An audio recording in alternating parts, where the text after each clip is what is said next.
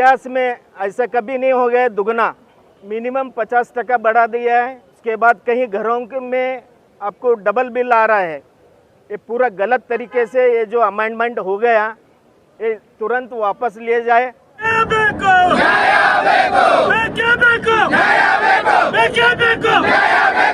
सरकार को मैं विनती कर रहा हूँ, पिछले जो बिल है वो पावती करे और आने वाले का जो ये मसला है पूरा परिशीलन करना है। 1 महीना इलेक्शन परेड में करके ये पूरा पब्लिक को गुमराह किया है।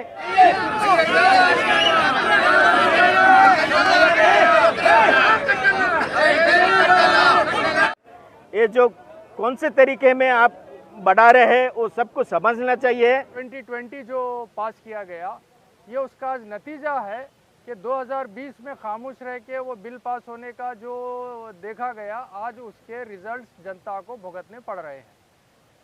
वो जो इलेक्ट्रिसिटी पावर डिस्ट्रीब्यूशन एक्ट को अमेंड किया गया उसमें एक चीज़ डाली गई है, इलेक्ट्रिकल कॉन्ट्रैक्ट एनफोर्समेंट अथॉरिटी। ये आगे चल के किसानों के लिए भी बड़ा हानिकारक एक्ट है।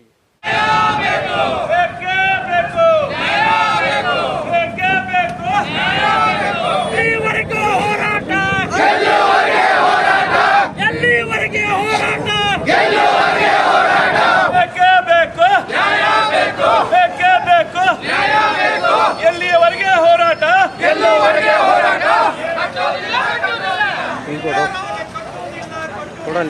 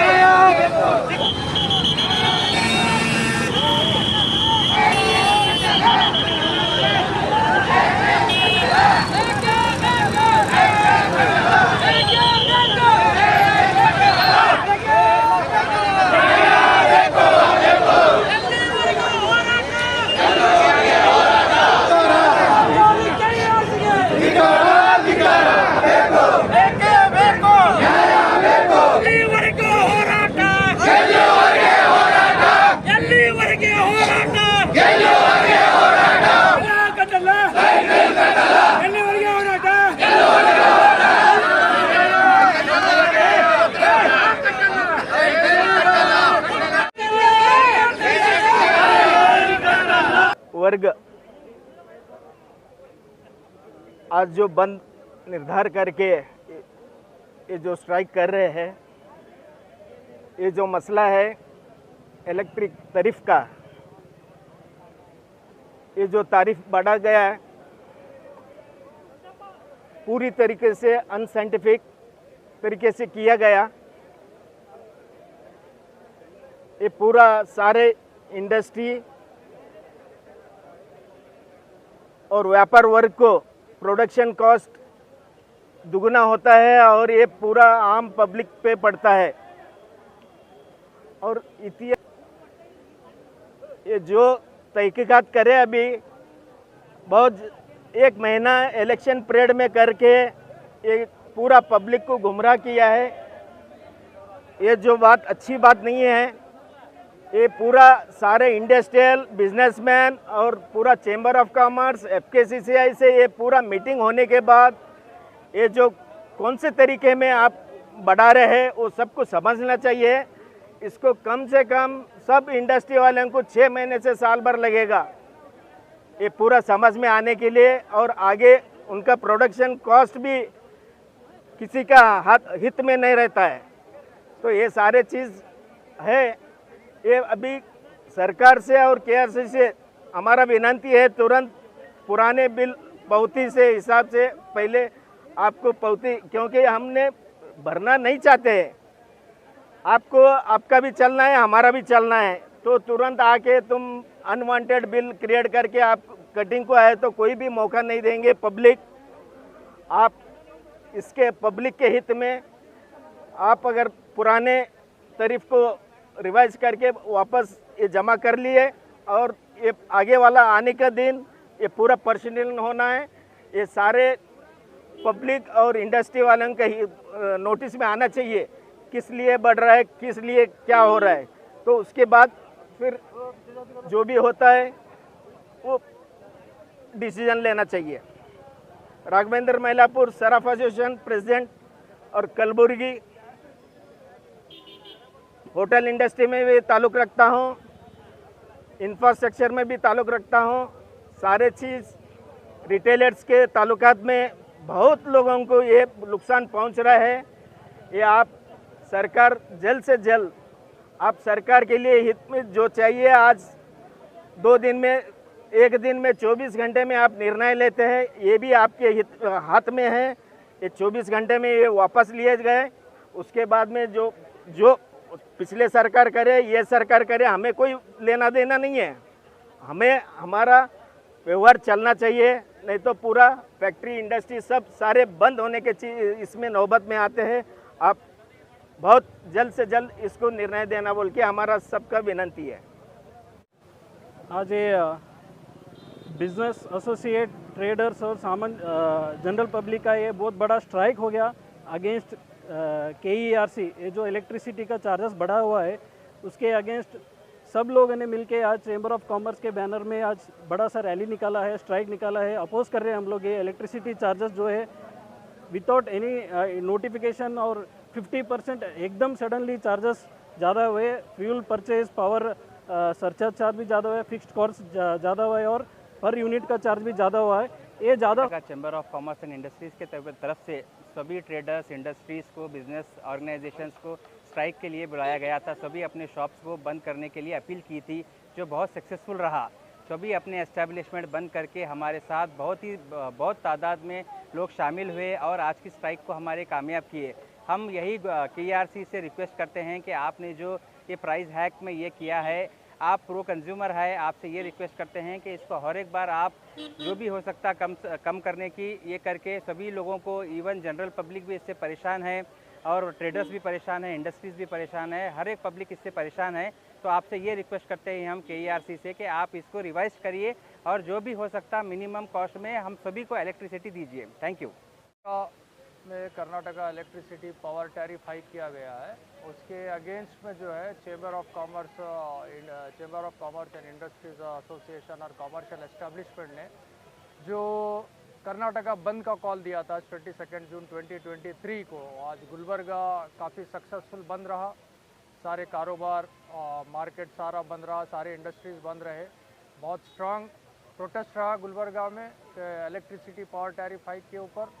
जिस तरीके से ये पावर टैरिफ हाइक किया गया है, ये ऑलमोस्ट ये है कि भाई it is like to close और shut down the industries and commercial establishment. लेकिन मैं ये आज के इशू को मैं थोड़ा सा पिछली तारीख को जाते हुए इसके तफसीलात दूं कि what are the reasons behind the power hike, जो इलेक्ट्रिसिटी पावर टैरिफ हाइक की गई है, इसके पीछे के जो रीजंस और वजूहत हैं ये मैं बताता चलूं कि जैसे सबको पता है 2020 में जब किसान आंदोलन चल रहा था, उस वक्त में पार्लियामेंट में एक amendment electricity power distribution act amendment, ये एक ऐसी अथॉरिटी बना दी गई है जो गवर्नमेंट के अथॉरिटी के ऊपर अथॉरिटी बना दी गई है।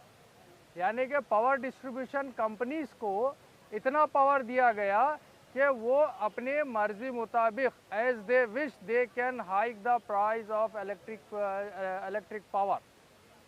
ये जो है इसी के साथ हम उस वक्त में किसान आंदोलन, जैसे कि मैं कर्नाटका प्रांत राइत संघ किसान सभा से हूँ, हम लोगों ने जिस तरीके से ये बंद को बेंबला दिया, हम लोगों ने सपोर्ट किया, CPIM ने भी सपोर्ट किया। आज हम लोगों ने ये बंद में शामिल इसीलिए रहे कि ये ना सिर्फ किसानों इंडस्ट्रीज़ के ख़िलाफ़ या कॉमर्शियल एस्टेब्लिशमेंट के ख़िलाफ़, जो इलेक्ट्रिसिटी अमेंडमेंट एक्ट हुआ है 2020 में, जिस वक्त कर्नाटका प्रांत रहित संघ जो कर्नाटका में 2020 में BJP हुकूमत थी, उसके पास बार बार डिमांड कर रहे थे हम लोग कि ये जो सेंट्रल गवर्नमेंट एक्ट पास कर रही है इसके अपोजिशन करें, इसको रोकने के लिए काम करें। लेकिन दो चोर मिलकर ये बिल को पास कर दिए। लेकिन आज जो हालत आके खड़ी है आज एक स्टेट गवर्नमेंट जो नई बनी है, ये स्टेट गवर्नमेंट जो है रीज़न देती है कि भाई पिछली गवर्नमेंट ने ये बिल पास किया था या नया पावर टैरिफ हाइक किया था। ये बिल्कुल सही है कि भाई अप्रैल में पावर टैरिफ हाइक की गई थी, because of code of conduct उसको लागू नहीं किया गया, ये बात सही है। लेकिन क्या गवर्नमेंट इतनी मजबूर है कि एक जो अथॉरिटी बनाई गई है, क्या वो गवर्नमेंट के ऊपर है कोई अथॉरिटी, जो अथॉरिटी के पावर टैरिफ हाइक को वापस ले नहीं सकती गवर्नमेंट? जिस तरीके से जो KREC जो है, कर्नाटका इलेक्ट्रिसिटी रेगुलेटरी जो बनी हुई है का अथॉरिटी यहाँ पे, उनका कहना ये है, और जो सेंट्रल का जो इलेक्ट्रिकल कॉन्ट्रैक्ट एनफोर्समेंट अथॉरिटी जो बना है, उनका कहना ये है because of power fuel price hike और जो नेशनल ग्रिड से, जो सेंट्रल गवर्नमेंट से जो पावर सप्लाई होता है, इसके चार्जेस बढ़ाने के वजह से, इसके टैरिफ बढ़ाने के वजह से हम लोगों ने ये टैरिफ बढ़ाई है। यानी कि जो एक्ट सेंट्रल गवर्नमेंट ने पास किया था, वो फाउंडेशन बना कॉरपोरेट कंपनीज़ को, डिस्ट्रीब्यूशन कंपनीज़ को अपना पावर टैरिफ रेट बढ़ाने के लिए। आज उसके ऊपर एक बड़ी बिल्डिंग खड़ी हो गई, जिसको आज हम बड़ी पावर टैरिफ हाइक के नज़र में देख रहे हैं। और साथ ही साथ जो फ्यूल प्राइस हाइक है और जो नेशनल पावर ग्रिड से जो पावर सप्लाई मिलती है डिस्ट्रीब्यूशन कंपनीज़ को, ये दोनों के चार्जेस बढ़ने से इसका महंगाई का मार वो आके कस्टमर्स को लग रहा है। भले आप डोमेस्टिक कस्टमर हैं, चाहे आप कॉमर्शियल हैं, चाहे आप इंडस्ट्रियल हैं, ये सारे चीज़ें आके इस तरीके की हालत कर दी है कि इंडस्ट्रीज़ जो मार्जिनल प्रॉफिट पे चल रहे थे, अब ये पावर टैरिफ हाइक में तो वो सर्वाइव नहीं कर सकेंगे। और ये MSME सेक्टर, जो इंडस्ट्री सेक्टर है, ये पूरी तरह ऑलमोस्ट ऑल नॉर्थ कर्नाटका में, एटलीस्ट कल्याण कर्नाटका में तो ये कोलैप्स हो जाएगा। और साथ ही साथ जो कॉमर्शियल एस्टेब्लिशमेंट है, जो कॉमर्शियल कॉम्प्लेक्सेस हैं, शॉप्स हैं, इनके भी तो चार्जेस बढ़ाए गए हैं। ये बेचारे जो रेंट पे रहते हैं, अब वो या तो रेंट दे सकेंगे या इलेक्ट्रिसिटी बिल दे सकेंगे, तो ये छोटे कारोबारी भी बंद हो जाएंगे। उसी तरीके से ये अमेंडमेंट में जो एक चीज़ बोली गई है, there will be a thought on giving free power supply to farmers. ये एक उसमें क्लॉज है, जो किसानों को फ्री इलेक्ट्रिसिटी मिल रही है, उसको किसी हालत में बंद करने का एक फार्मूला जो बनाया गया है ये एक्ट में, उसके तहत जो आधार लिंक किए जा रहे हैं किसानों के, जो IP सेट्स के साथ, जो पंप सेट के साथ जो लिंक किए जा रहे हैं, ये आधार कार्ड लिंकिंग भी कहीं ना कहीं जाके किसानों के पंप सेट को इलेक्ट्रिसिटी चार्ज करने के तरफ जा रहा है। हम कर्नाटका प्रांत रहित संघ से, CPIM से हम यही डिमांड कर रहे हैं, कर्नाटका स्टेट गवर्नमेंट और सेंट्रल गवर्नमेंट अपने प्राइजेस रिवाइज करे और इमीडिएटली ये जो पावर टैरिफ हाइक किया गया है, इसको फ़ौरन वापस ले, नहीं तो किसान आंदोलन फिर से खड़ा होगा, इंडस्ट्रीज का आंदोलन, इंडस्ट्रियलिस्ट का आंदोलन होगा, कॉमर्शियल कॉम्प्लेक्सेस, कॉमर्शियल एस्टेब्लिशमेंट, ये सारे किसान, मजदूर, कारोबारी फिर से इकट्ठा होकर सेंट्रल गवर्नमेंट और स्टेट गवर्नमेंट के खिलाफ मोर्चा खोलेंगे।